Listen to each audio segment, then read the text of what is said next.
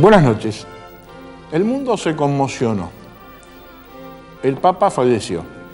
Esto que era un hecho anunciado, en definitiva, que se venía esperando semana tras semana frente al deterioro así absoluto de su salud, se produjo y sin embargo sacudió prácticamente a todo el mundo.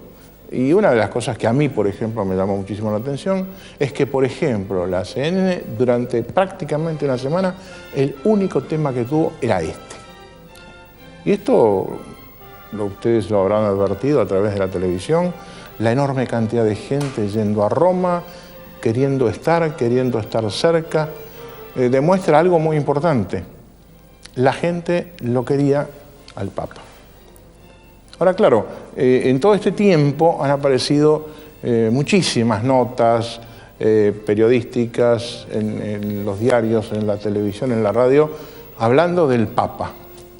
Y frente a las distintas posiciones, se me ocurrió que el homenaje que podíamos rendirle era convocar a 3 personas que lo conocieron al Papa, que tuvieron relaciones de distinto nivel con él y que nos van a poder contar realmente cómo era el Papa en persona, sin perjuicio de que avancemos en el curso del programa, en esto que se ha dicho es un Papa que se abrió al mundo, que era un Papa autoritario, decían otros, que era un Papa conservador, otros, y esto son los temas que vamos a tratar de poner aquí en la mesa para echar un poco de luz, si es posible, a través de gente que conoció esto, lo conoció al Papa, pero que además vive y conoce el tema del Vaticano. Gracias a los 3 por venir, y muy particularmente a Fernando Silva, que yo no conocía, pero Ariel Buzo lo llamó, es diplomático, está en el Uruguay y vino especialmente para estar en este programa. Así que muchísimas gracias. Gracias por la invitación. ¿Qué es la primera reflexión, Seca, respecto de esto que sucedió? Bueno, la primera reflexión que a mí me surge espontáneamente es el gran dolor que uno ve que es sentido no solamente por los católicos, sino aún por judíos, musulmanes, por gente que no tiene que ver con ninguna confesión religiosa. Es decir, cuando uno mira por los medios de comunicación la repercusión que ha tenido la muerte del pontífice, cosa que yo personalmente realmente no me esperaba, no puede menos que sorprenderse. Es decir, es como que esta suerte de sensación de que el Papa era una autoridad mundial, autoridad moral, uno la ve plasmada en las reacciones así a flor de piel de gente muy diversa. Y lo que uno pensaba, o yo por lo menos pensaba, que era una suerte de cierto temor de retroceso de la Iglesia Católica frente a la sociedad moderna o al mundo moderno, a mí en estos días me ha surgido bastante espontáneamente la reflexión de que, bueno, al menos la figura del Papa suscita una adhesión bastante peculiar, ¿no? Yo, siguiendo la línea argumental de Monseñor Seca y adhiriendo a lo que él dijo, creo que esta profunda conmoción se da particularmente por un fenómeno en el mundo católico y en el no católico, en los creyentes y en los no creyentes, y que es que el Papa ocupó y abarcó todas las temáticas que interesaban al hombre moderno. O sea, preocuparse desde el medio ambiente, las finanzas, la mujer, el Papa revalorizó a la mujer. Temas impensados en otras épocas. O sea, por eso yo creo que ha sido realmente muy universal y sumamente humano. Y que esa tal vez es la faceta que después podremos charlar un poco del Papa hombre, no del pontífice. Se cumplió la profecía de Morris West allá en La Sandalia del Pescador, porque se hablaba del venido de Oriente, un hombre que incluso hasta Anthony Quinn cuando lo presentaba hacía una buena figura. Y recuerdo que en un momento dado de la novela, el Papa se escapa al barrio judío, al gueto romano, ¿no? Y se pone a rezar en judío con el hombre que se estaba muriendo. Y bueno, esto parece una novela. El Papa ha ido al Muro de los Lamentos y ha dejado, como decían ustedes recién, ha dejado precisamente allí su pedido de perdón, ha dejado... en eso tenemos que ver que la ida de la gente ahora a Roma no es una cosa ocasional. Esto se viene preparando desde hace muchísimo tiempo. Ahora, uno se plantea, y seguramente usted también, porque muchísima gente discute las posiciones de la Iglesia respecto de los problemas de la vida cotidiana.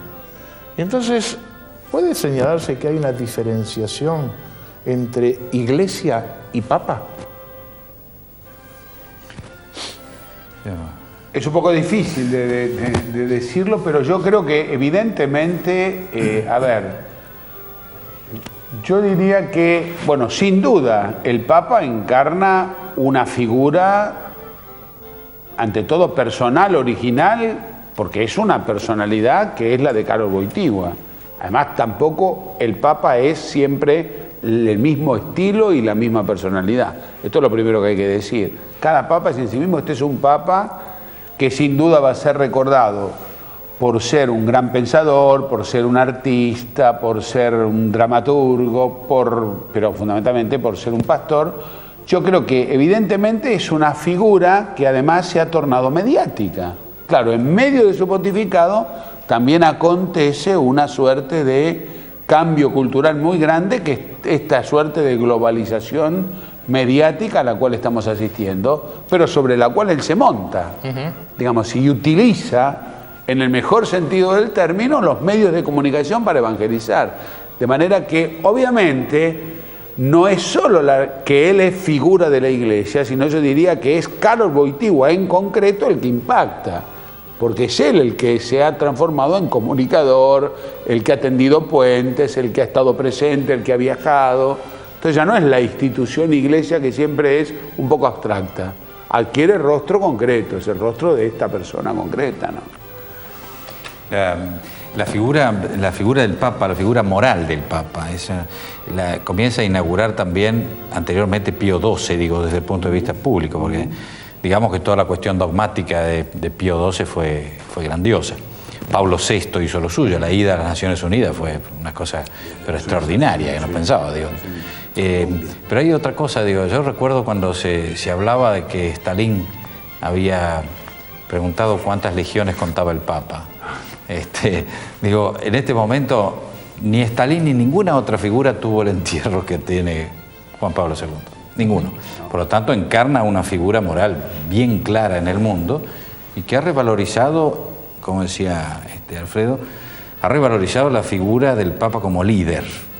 Eso no quiere decir que sea una evangelización total, pero la presencia del Papa... Su figura. Sí, la figura es líder. Es un líder indiscutido, además un líder peregrino.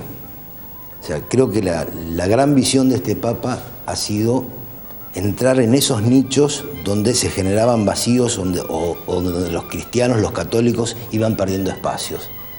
El Papa ve eso porque era un hombre absolutamente visionario. Conquista a los jóvenes a través de las Jornadas Mundiales de la Juventud. Multitudes de jóvenes, ningún Papa lo había hecho. La Jornada Mundial por la Paz en Asís, donde convoca a todos los líderes religiosos. Entonces, creo, como decía muy bien Alfredo, Papa mediático, pero que supo utilizar todos estos elementos que tenía a disposición, más esa visión estratégica y profunda y sensible del mundo contemporáneo, para generar todo este efecto. Entonces, eso es lo que a mí me avanza en una primera conclusión, decir, ha sido un Papa moderno. Y no creyó en la muerte de las ideologías, que todo el mundo, en aquel momento, algunos filósofos contemporáneos y periodistas que hablaban de la muerte de las ideologías, había caído el muro de Berlín, había terminado el nazismo de alguna manera. El Papa comenzó a hablar de otra ideología, el capitalismo salvaje, toda la cuestión de la doctrina social de la Iglesia, y sabe que el mundo se mueve en gran parte por grandes ideologías, no siempre basado en una doctrina humanista, ¿no? Cuando habla de la globalización, fenómeno tan trillado, el que se ha escrito muchísimo, y el Papa hace una conclusión que es brillante, dice, la globalización no es mala ni es buena, depende de lo que los hombres hagan de ella. O sea, esa reflexión es para mí muy importante. La globalización del mundo romano sirvió para la evangelización del cristianismo. Si no hubiera sido global el imperio romano, claro, o la evangelización en América. Ahora, esto que señalaba Ariel recién me lleva así a preguntarme o a tratar de desentrañar o a visorar si esto de las ideologías implica que a partir del Papa recientemente fallecido se genera una nueva ideología.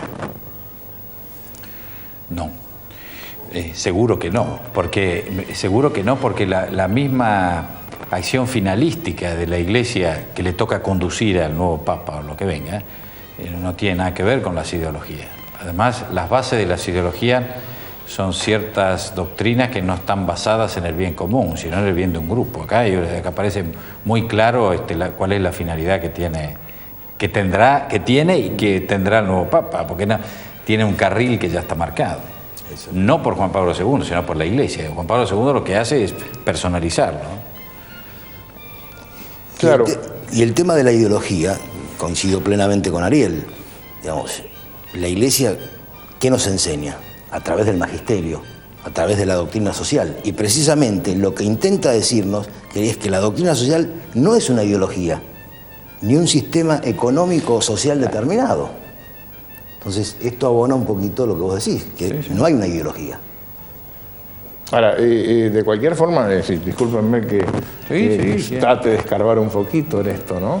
En sí mismo, el desarrollar estas ideas por sobre esas ideologías que han, las ideologías, como decís, de sectores, ¿no implica una ideología general? Si se toma, hay que diferenciar en lo que significa la ideología de la evangelización. Digo, la ideología hace proselitismo, la evangelización busca el bien individual y el bien social. En primer lugar va la persona humana como tal. La ideología tiene una visión mucho más socializante, donde necesita la cantidad, donde necesita el número. Por eso cuando aparecen las estadísticas dicen, porque en América Latina va descendiendo el número de católicos. En primer lugar va descendiendo el número de cantidad de gente, de familias que tengan hijos, porque eso también es cierto, acá y en Europa. Pero por otro lado no es una ideología que busca una cantidad de gente para darle otra mentalidad, sino precisamente para otorgarle el beneficio personal, que eso es el sentido de la evangelización. Tenemos que hacer un corte. Vamos a seguir con este tema, pero nos vamos a adentrar en el próximo bloque en el Papa ser humano, individual, en las charlas con los señores que están acá en la mesa.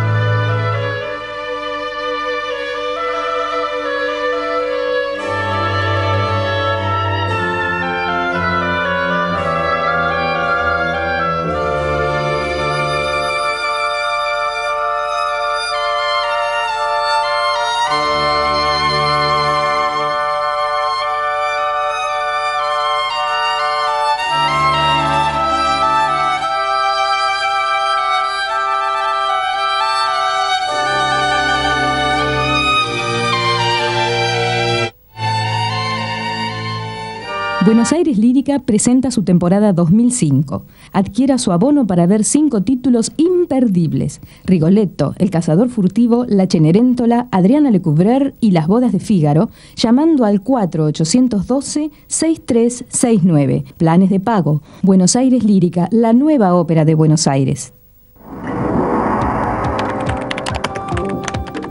Camioneta 4x4, 120.000 pesos. Situación fiscal, inscripto. No presenta declaraciones juradas desde hace 2 años.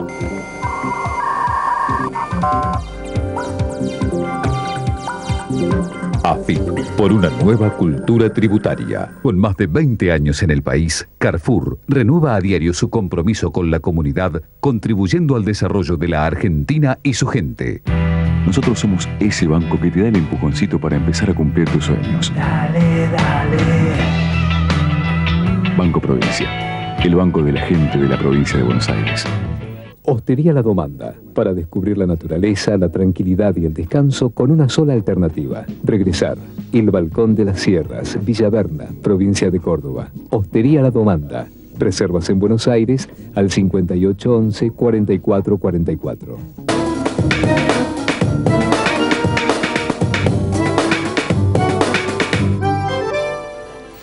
Ustedes, cuando terminamos el bloque, vieron una serie de fotos del Papa que muy gentilmente, de su archivo personal, Cecilia, de la Conferencia Episcopal Argentina, tenía en su casa y me la facilitó. Así que gracias, Cecilia, por esto. Estábamos en el tema, o íbamos a seguir, mire, las charlas siempre en el intervalo, mientras usted ve publicidad, son muy jugosas porque la charla sigue acá. Y la vamos a traer en un ratito, esto que estábamos hablando, porque yo lo había prometido, que íbamos a hablar del Papa humano, del hombre, de él, que vieron ustedes. Todos ustedes lo conocieron al Papa, sí, y han estado varias veces con él. ¿Cómo era el Papa? Fernando, vos tuviste más tiempo. Bueno, yo además lo vivo de un modo particular como laico. O sea, tengo la enorme satisfacción, la gran alegría, por eso mi profundo amor por Juan Pablo II, de haber sido un papa muy presente en mi vida familiar. Un papa que yo conozco por primera vez cuando recién me caso, un papa que bendice nuestro matrimonio, bendice a nuestra hija que está por nacer una semana antes, bendiciéndole la panza, y en un gesto totalmente descontracturado, porque yo le digo: Santo Padre, estamos esperando a nuestro primer hijo. Y nos separaba una valla en la plaza de San Pedro. Entonces el Papa hace así, como mirando en la panza a mi mujer, y le pone la mano y dice: Dios bendiga a este hijo que está por nacer. Tuvimos otros encuentros con el Papa. Yo me voy trasladado a Alemania en el año 93 y vamos a saludar al Santo Padre. Mi hija ya tenía... En ese momento estaban ustedes en la embajada, en la Santa Sede. En la Santa Sede. Mi hija ya tenía 4 años. Entonces, lo ve venir al Papa, se acerca y le estira los brazos. Él la agarra, se la lleva y ella lo abraza, que el pobre Papa lo tenía como ahorcado, ¿no? Entonces le da un beso, la mira y dice: qué Karina, ¿no? Bueno, entonces le digo, bueno, retomo a mi hija y le digo: Santo Padre, digo, estamos esperando a nuestro segundo hijo. Entonces él nos mira con esa mirada tan penetrante, profunda, pero y al mismo tiempo una mirada dulce, y dice: Dios bendiga a este hijo que está por nacer.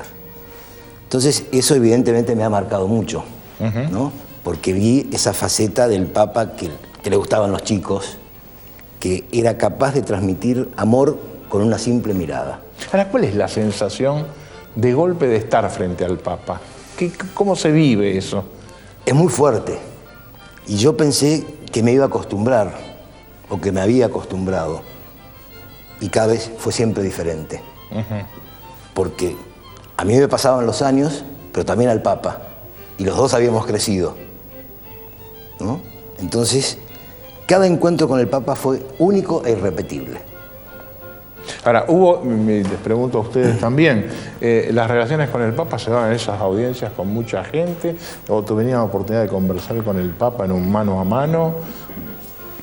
No, bueno, yo no lo he visto más que en ocasiones en que he sido invitado a concelebrar en su capilla privada. Es decir, el Papa, bueno, eso es parte también de cierta cultura que él mismo fue instituyendo. Digo, fue un Papa que evidentemente privilegió las relaciones personales, porque yo me imagino, me pongo en la mentalidad y pienso en mí mismo. Yo no sé si todos los días tendría voluntad de celebrar la misa a las 6:30 de la mañana con un grupo de gente al cual después tengo que saludar.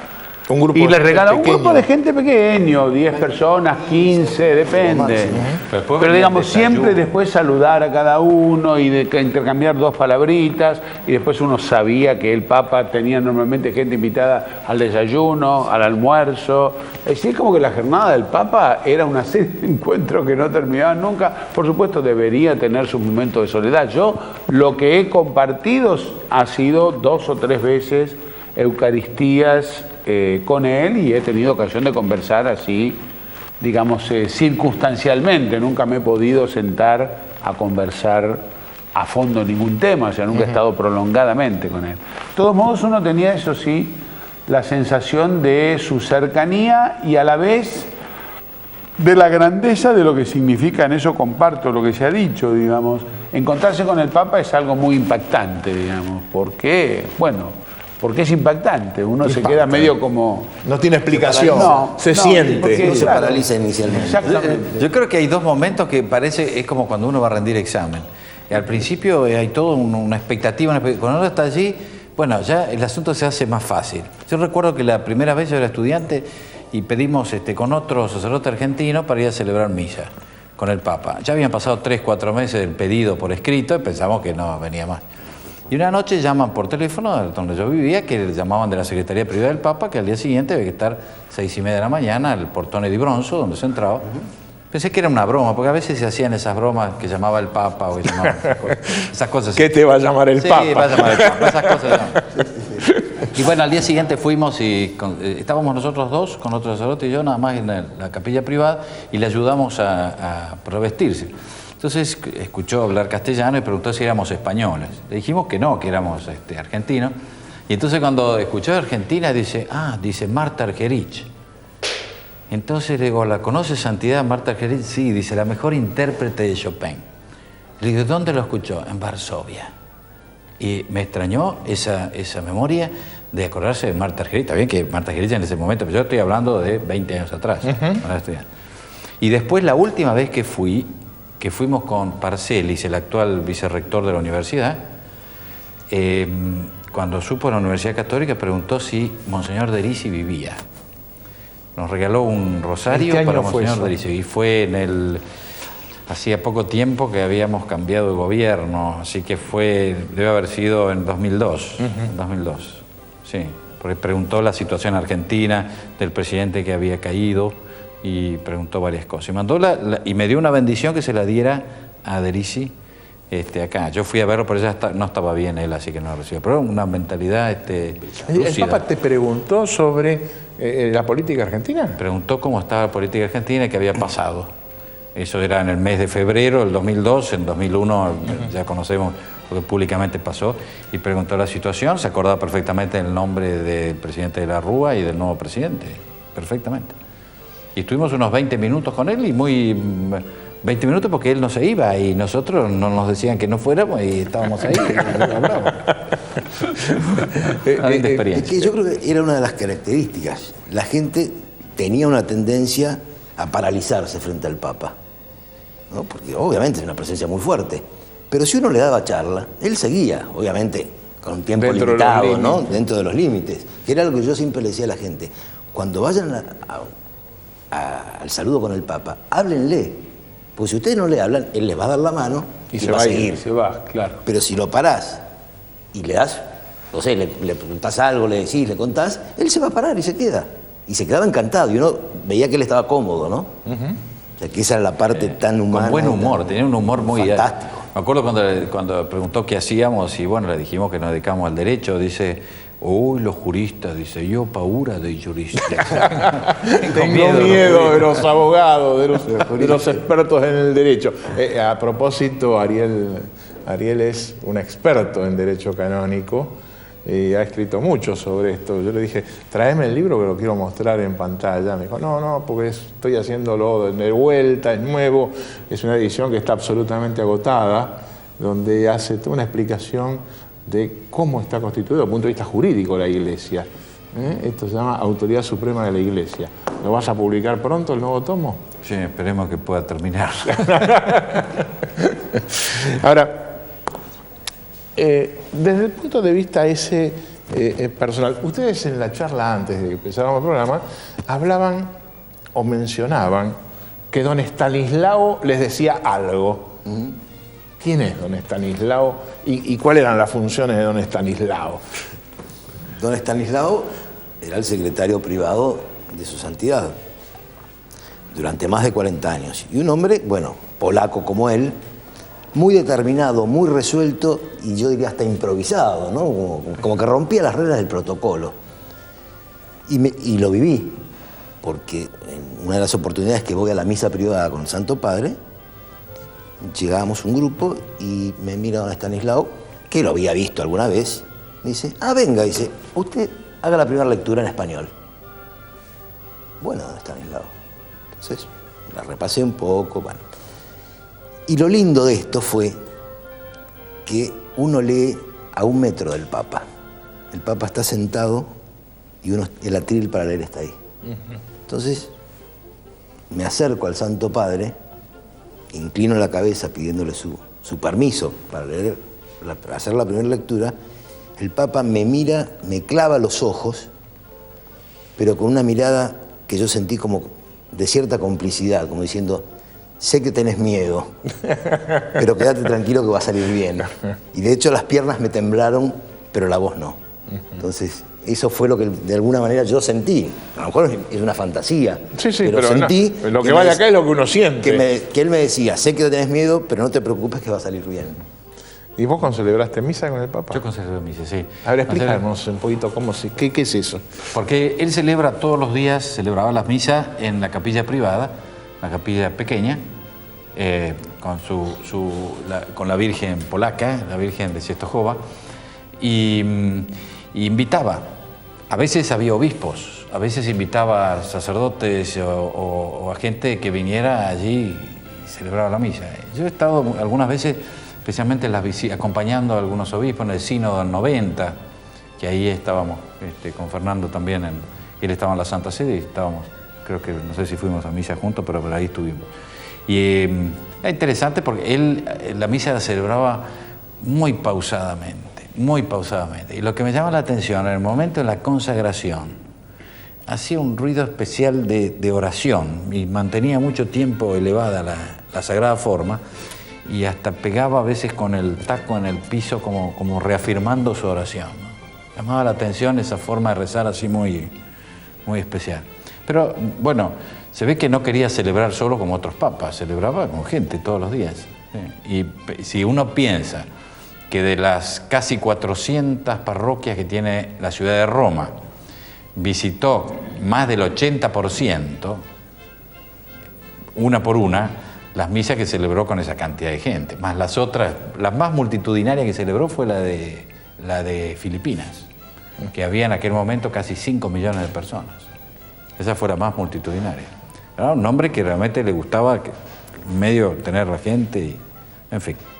Ahora, indudablemente cuando se elige al Papa, es decir, cuando fue elegido Juan Pablo II, el mundo era uno. Hoy el mundo es otro, absolutamente distinto. Frente a eso, ¿qué es previsible que suceda? ¿Un Papa de las mismas características? ¿Un Papa con otra formación, con otros enfoques? Esto no es para preguntar de fulano o de sutano, porque además me hago también este planteo. Supongo, y no quiero que ustedes den opinión sobre esto, que la elección de un papa implica una serie de acuerdos, en definitiva, entre los cardenales, entre aquellos que tienen que elegirlo. Hay que llegar a un acuerdo, y ese acuerdo debe pasar, además, por, digamos, una serie de enfoques, de análisis, de negociaciones, etc. Y supongo, además, que estas negociaciones no han empezado en estos días, sino que devienen de hace algún tiempo también. ¿Por qué que Juan Pablo se moría era algo así cercano?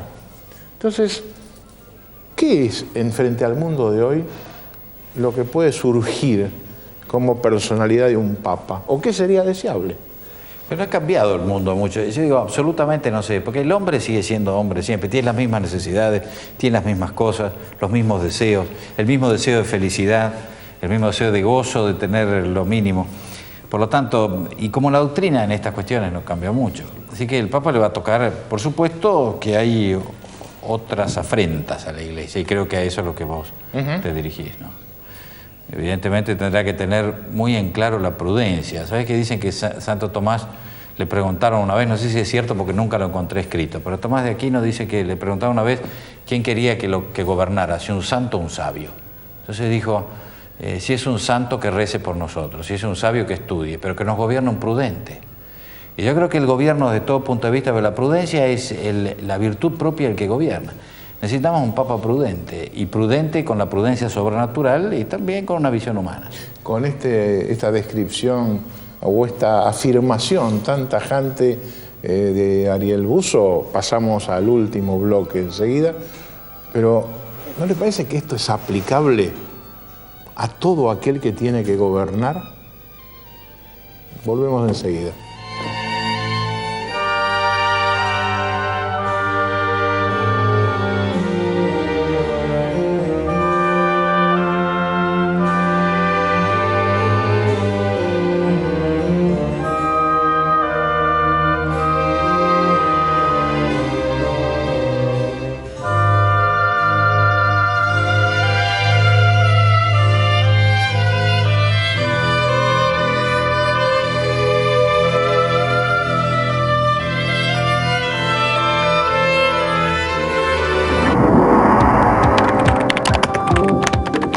Camioneta 4x4, 120.000 pesos.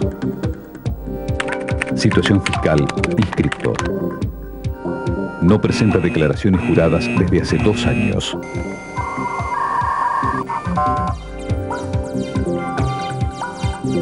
AFIP, por una nueva cultura tributaria.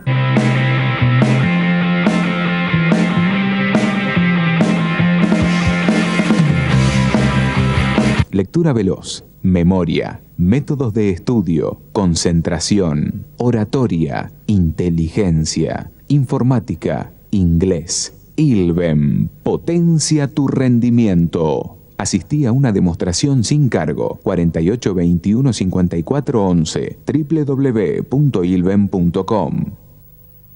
Una escuela bilingüe y con todos los niveles en el barrio de Belgrano. La nueva Escuela Argentina 2000, dirigida por Marta Russo de Salonia. Docentes especializados para el estímulo y el desarrollo de las condiciones intelectuales y los valores sociales de los alumnos.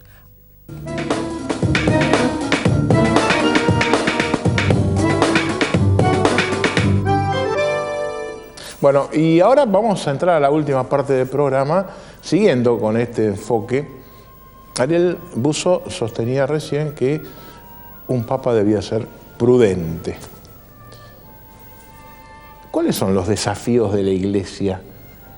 Yo hice una pregunta al principio, que Alfredo Seca la contestó, pero ustedes dos, demostrando que son unos excelentes jugadores, la dejaron pasar de costado, Así que yo no me olvido lo que pregunto. No, pues yo les decía si había una diferenciación entre el Papa e Iglesia, porque hay una realidad también que es esta. Todos estamos con el tema del Papa, pero hay una enorme cantidad de críticas a la Iglesia como institución, a los sacerdotes, etc. Y se plantea también esto que está tan de moda, que yo no sé si es razonable o no que esté de moda, pero por lo menos en la sociedad está. Si la Iglesia se ha quedado atrás, si la Iglesia no se ha modernizado, el pensamiento de la Iglesia, respecto de los problemas cotidianos de la gente. Y este es un tema que me parece importante entrar a verlo. Yo creo particularmente que la Iglesia ha dado pasos enormes en este pontificado. Digamos, el Papa ha instalado problemáticas jamás pensadas en un papado. El Papa invitó al mundo a una reflexión profunda sobre distintas cuestiones que jamás se habían planteado. Por eso yo siempre digo que este Papa ha sido un hombre de un gran coraje. Y su sucesor, sin ninguna duda, tendrá que, de algún modo, recoger el guante que este Papa lanza y continuar, dándole la impronta que obviamente hará a su pontificado. Pero creo que hay muchos temas instalados en los que la Iglesia ha avanzado enormemente. Digamos, era impensable 50 años atrás que un papa sacara una exhortación apostólica hablando de la dignidad y el rol y la vocación de la mujer. En eso no hay duda, creo que está claro esto. Es decir, el planteo del Papa respecto del capitalismo es una definición tajante, notable. Antes que otros.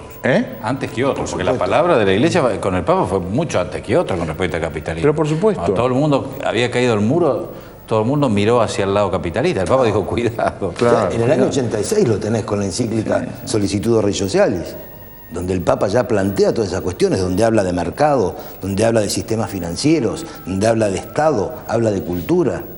O sea, en el año 86 el Papa instala un tema que obviamente genera después un gran debate. Pero él es el pionero, digamos, un adelantado. Yo entiendo lo que vos decís, porque de hecho se le recrimina a la Iglesia que hay ciertas cosas, sobre todo se le recrimina mucho en moral sexual y en moral familiar, ¿no? Ese es el tema que se le recrimina, que se ha quedado un poco atrás con respecto a la comunión a los divorciados y vueltos a casar, toda la cuestión de la homosexualidad, toda la cuestión de la moral sexual, sobre todo el preservativo, no preservativo, durante esta época. Te pregunto si la Iglesia puede cambiar algo de eso. No, hay ciertas cosas que lo que sí es cierto es que hay siempre una recepción de toda esa gente que en otro lugar no son bien recibidos. Y son gente como cualquier otra que deben tener la ayuda para el conocimiento de la verdad. Y me parece que en esto la Iglesia no miente. Porque Dios perdona siempre, el hombre a veces, pero la naturaleza nunca. Por lo tanto, hay ciertas cosas que pertenecen a la misma naturaleza de las cosas, y eso no puede cambiar la Iglesia. Y otras, como la indisolubilidad del vínculo, está bien clarito que aparece por derecho divino, digo, en eso se puede cambiar. Que haya algunas otras cuestiones que le toque a lo mejor a la Iglesia cambiar, bueno, tal vez habrá que pensarlo, pero reflexionando el modo de la Iglesia es de moler el trigo lento pero fino. Claro, hay una visión indudablemente de las cuestiones, que es la visión que vos ves de la historia, que es en el largo plazo. Sí. Esto es indudable. Y es otra la cotidianidad y el problema del día. Ahora, cuando vos afirmás, Ariel, el tema esto de que no se puede cambiar lo que hace a la esencia humana, a mí me gustaría profundizar un poquito más. Y hacer la pregunta a Alfredo, que es un teólogo. Bueno, él sabe muy bien. Los teólogos profundizan bien lo que es esencial en la Iglesia y lo que no es esencial. Los juristas obedecemos. Lo más grave es que los juristas son los que redactan las normas. Obedecen y defienden cuando hay lío. Perdón, ¿cómo yo estaba distraído? El tema es este. Ariel señalaba con mucha claridad, digamos, tres enfoques. Y decía que aquellos que hacen a la esencia de la persona, bueno, la Iglesia no los va a cambiar esto, porque es propio de la gente. Entonces, frente a esto, la Iglesia, ¿por qué aparece en la sociedad como reaccionando frente a estas cosas que Ariel describía recién? Y negándose, y diciendo, no, esto es sagrado, es así. Entonces, esta discrepancia no es tal vez, o no puede constituir tal vez, uno de los elementos que hace que la gente, o mucha gente, ¿no es cierto?, no concurra a la Iglesia o diga, mira, yo con los curas no quiero saber nada. Bueno, eso de que yo con los curas no quiero saber nada es bastante frecuente. Y en cierto sentido se entiende, porque lo grandioso de Dios viene siempre mediado por algo que es infinitamente más pequeño, digamos. Y cuando uno piensa que tan luego el sacramento de la Eucaristía es pan y vino convertido en cuerpo y sangre de Cristo, se da cuenta en la desproporción que hay entre lo que uno recibe y el medio a través del cual lo recibe. Lo cual pasa también por la figura del sacerdote que celebra, digamos. Entonces, es como que hay una tendencia a no aceptar las mediaciones, que lo sagrado venga mediado a través de elementos que siempre son desproporcionados respecto de lo que pueden ofrecer.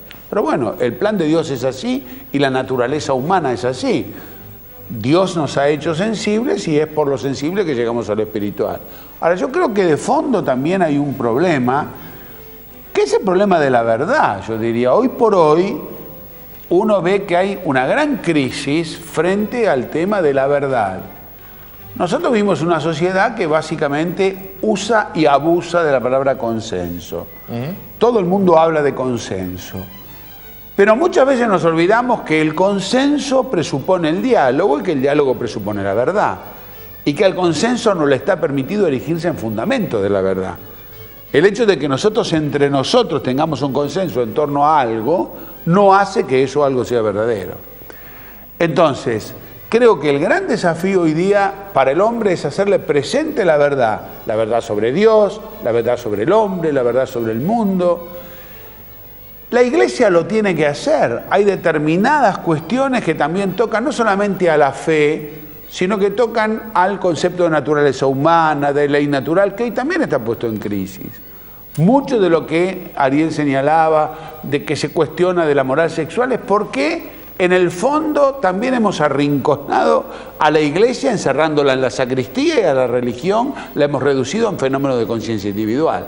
Entonces la Iglesia perdió el espacio de lo público, cuando en realidad la función de la Iglesia es recordarle al mundo, en definitiva, cuál es su consistencia, su vocación, al hombre cuál es su dignidad, su grandeza, y recordarle el hecho de Dios. Bueno, esto no se acomoda demasiado a un hombre que quiere vivir individualmente. Hoy asistimos a un individualismo como nunca quizá en otro momento de la historia ha existido, a un subjetivismo a ultranza. Entonces, claro, es inevitable que el mensaje de la Iglesia a estas mentalidades choquen. Esto es inevitable. Pero yo diría que el gran desafío que hoy tenemos es hacerle frente a esta cultura medio banalizada, medio sentimentalista, que por otro lado nos está dando muestras también de un cierto renacer de lo religioso. A veces un poco confuso, en una suerte de supermercado de religiones con un eclecticismo donde todo se mezcla y todo parece valer lo mismo. Bueno, pero creo que los desafíos en este momento del mundo son otros que los que tuvo que asumir Juan Pablo II en el momento que él asumió. Con lo cual no quiero decir que tengamos que esperar un papa que vaya a revolucionar las cosas en el sentido que banalmente a veces se entiende. Digamos, cuando uno mira la historia de la Iglesia no va en zigzag. O sea, un papa que diga, bueno, desde mañana va a haber sacerdocio femenino, eso es impensable. Es decir, va a haber una evolución normal pero orgánica, digamos, tranquila, porque la Iglesia avanza así, la Iglesia tiene. Además, el desafío actual es grave, sin duda que es grave, pero se ha pasado peores momentos. Claro. Pensemos cuando caía el Imperio Romano, cuando la Iglesia tenía toda la estructura, desde el nombre y todo el Imperio Romano. Pensemos la caída del Imperio Romano de Occidente y el de Oriente, que eran dos formas de sostener la Iglesia, digo, pero parecía que cuando le van a avisar a San Agustín que caía el Imperio Romano, dice, ¿cómo no va a caer si es algo humano? Le dice, seguro que cae. Hay cosas que terminan. Digo, todas las estructuras humanas terminan. Lo que sí es terrible, digo, es la banalización de cosas de la cultura, de la vida, de la muerte que el mundo contemporáneo realmente ha hecho. Digo, pensemos un poquito durante este tiempo final de Juan Pablo II, las especulaciones sobre su agonía, sobre su muerte, las figuras por televisión de esta pobre mujer de Terri Schiavo, que se mostraba como si fuera realmente un trofeo, que si se ganaba de un lado, se ganaba del otro. Hemos banalizado. En un mundo así, la Iglesia tiene un desafío muy grande, porque es hacer ver a toda esa gente la necesidad de volver a las fuentes, de una humanización mayor que la trae el cristianismo de una manera especial. Y seguramente en este momento alguien que esté mirando el programa dice, pero esto que Ariel Buzo señala como banalización, ¿no es el planteo en definitiva de la verdad a que hacía referencia? Claro. Digo, la verdad, los filósofos la definen como la adecuación de la inteligencia con la realidad, ¿no? No al revés. En un espíritu del mundo donde la verdad es el consenso, o el utilitarismo de los valores, es evidente que no va a entender este sentido de verdad que le profundizó Juan Pablo II y que tratamos todos de vivir de alguna manera, pobremente, pero tratamos de hacerlo. Es decir, para mucha gente la verdad la dice el consenso de una cantidad de gente. Entonces es la adecuación de la realidad con la inteligencia de la mayoría, pero que por otro lado nunca es mayoría. Son siempre minorías con mucha fuerza o que tienen más fuerza que otras. Y entonces se termina en una globalización del pensamiento de una minoría. Al contrario, yo diría, agregando a eso, que hoy día asistimos a las dictaduras de las minorías. Sí. Uno siente es como que cualquier cosita que uno haga siempre discrimina y uno dice, hay una inmensa cantidad de gente que vive su vida, trabaja, eso no interesa. Ahora 4 o 5 se juntan y vaya uno siempre lo discrimino. Hay una dictadura de las minorías, yo estoy convencido. Es la característica de las minorías, en definitiva, porque tienen una enorme capacidad de movilización. Absolutamente. Entonces instalan conceptos. Que ver esto, ¿no? El Papa que viene, esto lo Pero por tendrá como supuesto, desafío, sin duda. Claro que va a tener este desafío. Ahora, yo me pregunto, si esto es así y los medios de difusión, por ejemplo, contribuyen muchísimo a todo esto que ustedes están señalando, y habiendo sido Juan Pablo II un hombre mediático, que tuvo la inteligencia de adosarse, como señalaba recién Alfredo Zeca, ¿por qué la Iglesia? ¿Por qué hoy en la Argentina no vemos que la Iglesia se adosa a los medios de comunicación y deja que se adose a los medios de comunicación, por ejemplo, esta notable cantidad de curas brasileros, de sectas? Todo un tema ese. Es que estas charlas son justamente para tocar los temas. Todo un tema. Sí. Desde el tema económico, hay un tema muy grande económico y algunas otras cuestiones, pero que darían para una charla. Para otro programa. Para otro programa. La Santa Sede tiene un consejo sobre los medios de comunicación social y ha trabajado muchísimo y está trabajando muchísimo con respecto a ese tema. No nos olvidemos que en los albores de la radiofonía, la Santa Sede tuvo la Radio Vaticana, donde evangelizó de una manera terrible, porque mucha gente en China actualmente, en la China comunista, mantiene su cristianismo a través de la onda corta de Radio Vaticana, ahora en el siglo XXI, ¿no? Bueno, acá en la Argentina tenemos una experiencia, no sé realmente la dimensión, pero la conozco, el caso de Radio María, que tiene su sede en Córdoba y está tratando de integrar a todo el país en esto, ¿no? Yo creo que en parte lo que nos pasa es que no hemos descubierto suficientemente el valor de los medios. Yo creo que eso es una característica. Sí, y creo, Alfredo, también que hubo esfuerzos individuales y no esfuerzos a nivel conferencia episcopal o obispos, en fin. Digamos, cada uno, y hay proyectos muy valiosos, por cierto, ¿no? Eso, bueno, pero eso tiene que ver con el modo de ser argentino, digamos, claro, ¿no? O sea, todos queremos tener nuestra que cada argentino es genial, se juntan 2 argentinos, son menos geniales, se juntan unos 4 argentinos, son un desastre. Y bueno, nosotros nunca hemos sido campeones de la organización del conjunto. Digamos, esfuerzos individuales muy meritorios, pero ninguno el gran esfuerzo concentrador para que la Iglesia tenga una verdadera estructura mediática unificada. Ese para mí es el Yo creo que esto es una conclusión muy interesante. Pero Juan Pablo II la descubrió, ¿eh? Claro, la descubrió y realmente encontró la beta. Pero a nosotros nos falta descubrirla precisamente. Yo creo que no tenemos conciencia, y como no tenemos conciencia del valor y del carácter indispensable de utilizar estos instrumentos, consiguientemente no dedicamos esfuerzo a preparar gente. Es decir, todo eso trae una serie de consecuencias.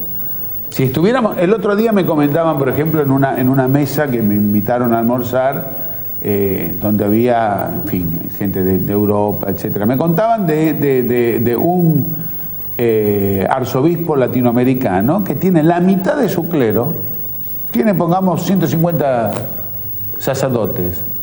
Bueno, si tiene 150 sacerdotes, 70 los tiene trabajando en medios de comunicación social. Y el resto los tiene en parroquias y en otros destinos.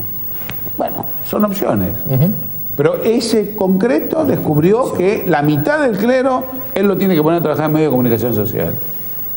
¿Por qué? Me lo explicaban, que él mismo explica, porque ha comprendido que el evangelismo americano, por ejemplo, que ha desplegado un papel muy importante, incluso en las últimas elecciones, y que de alguna manera ha aparecido, por lo menos en la lectura que hacían allí, bastante ligado al catolicismo y le ha permitido el triunfo a Bush, etcétera. Bueno, en gran medida ha ganado espacio por la utilización de los medios. Es decir, los grandes pastores, lo que solemos llamar a veces la iglesia electrónica, que ciertamente adolece de muchísimas fallas, que es sentimentalista, que falta de compromiso, eso es otro tema. Pero que han invadido el terreno de los medios de comunicación social y que mucha gente se ha volcado masivamente al evangelismo, porque lo ha visto a través de los medios de comunicación, tampoco se puede negar. ¿Ustedes creen que en la Argentina hay condiciones para hacer eso? Sí, claro que sí, que hay, seguro que hay condiciones de eso, pero yo creo que también, me parece que aparte de la condición económica y social que tiene Argentina, me parece que por allí nuestra idiosincrasia hace también la necesidad de otro tipo de relación entre la primera evangelización que hubo en el Imperio Romano y en todos lados, en América, fue de persona a persona. Yo creo que me parece que la cercanía de las personas es lo que realmente evangeliza y lo que lleva. Lo otro sirve para mantener, por supuesto que mantiene los medios de comunicación social y también llegan, porque tiene efecto multiplicador. Pero la relación de persona a persona es impresionante, porque creo que ustedes son testigos de lo que pasa en cada parroquia, en cada centro, de la cantidad de gente que viene con sus problemas, con sus cosas. Es todo el día, todo el día, todo el día. Es que son dos cosas complementarias, quiero decir, no hay que ponerlas, es decir, hay que utilizar las dos, ¿no? Sí. Nunca el medio electrónico, por así decirlo, o audiovisual va a reemplazar la relación personal. No, jamás. No, yo creo y eso lo saben también los políticos. Eso es valor agregado. Los políticos valoran los medios, pero también valoran el recorrer punto a punto. No, por supuesto. Eso lo saben muy bien los políticos. No, pero yo no he visto, por ejemplo, a gente de la iglesia en los almuerzos de Mirta Legrand o en los programas de ese tipo, que lo ven millones de personas. No, pero les digo así porque cuando yo te preguntaba si había condiciones en la Argentina, y es lógico y lo entiendo también, esa relación personal es insustituible. Pero, como decía Alfredo, me parece que el complemento es lo que está faltando. Sí, tal vez sí. Tal vez es necesaria una mayor organización, pero bueno, lo que dijo Alfredo me adhiero totalmente, ¿no? Porque realmente es cierto, nos falta la organización. Bueno, nosotros tenemos un instituto de comunicación social, digo, estamos trabajando en esa línea en la universidad. Una de las unidades académicas prepara precisamente periodistas, gente para publicidad. Bueno, ahora nos hemos lanzado un programa de televisión. Bueno, esperemos que de allí vaya surgiendo a lo mejor alguna iniciativa también en el campo más religioso, ¿no? Pero no sería razonable, discúlpenme que lo siga chillándolo si ustedes quieren, ¿no? Pero no sería razonable, por ejemplo, que la Universidad Católica tuviera una radio, una onda de radio, que tuviera un canal de televisión, no un programa de televisión por semana, porque si no se pierde. Lo que pasa es, bueno, eso podría ser deseable. Lo que pasa es que evidentemente ahí vamos al problema de los costos y aún de la dificultad de la misma gestión. Por ejemplo, la Universidad Católica de Chile tiene un canal de televisión. Ahora, es una universidad que tiene 150 años de historia. Yo en este momento, digamos a mí en concreto me hicieron la pregunta, y yo digo, creo que en este momento la Universidad Católica, con las transformaciones que estamos haciendo a nivel académico, con la perspectiva de tener que completar nuestro campus, etcétera, yo no puedo sensatamente, como rector, abrir un nuevo frente que es meterme tan luego con un canal de televisión. Yo creo que este no es el momento. Señores. Ni tengo por qué hacerlo yo tampoco en la iglesia. No soy el único responsable. Yo humildemente estoy tampoco en una universidad. Tampoco. Bueno, que los dueños de los canales de televisión queden tranquilos, que no va a surgir una competencia nueva. Yo les diría que nos queda un minuto, las reflexiones en segundos que cada uno quiera hacer y nos vamos. Creo que otra de las características del Papa que tal vez no se pone un poco sobre el tapete, es el modo como ha elegido a sus colaboradores. Los primeros tiempos de Juan Pablo II fue la elección de personas claves, la elección del cardenal Casaroli, que la Universidad Católica los trajo acá en 1996, fue el primer secretario de Estado. Fue el hombre que a través de un trabajo de hormiga trabajó en los gobiernos comunistas detrás de la cortina de hierro, de Hungría, de Checoslovaquia, de Rusia, llevando continuamente la posibilidad de la iglesia en ese lugar.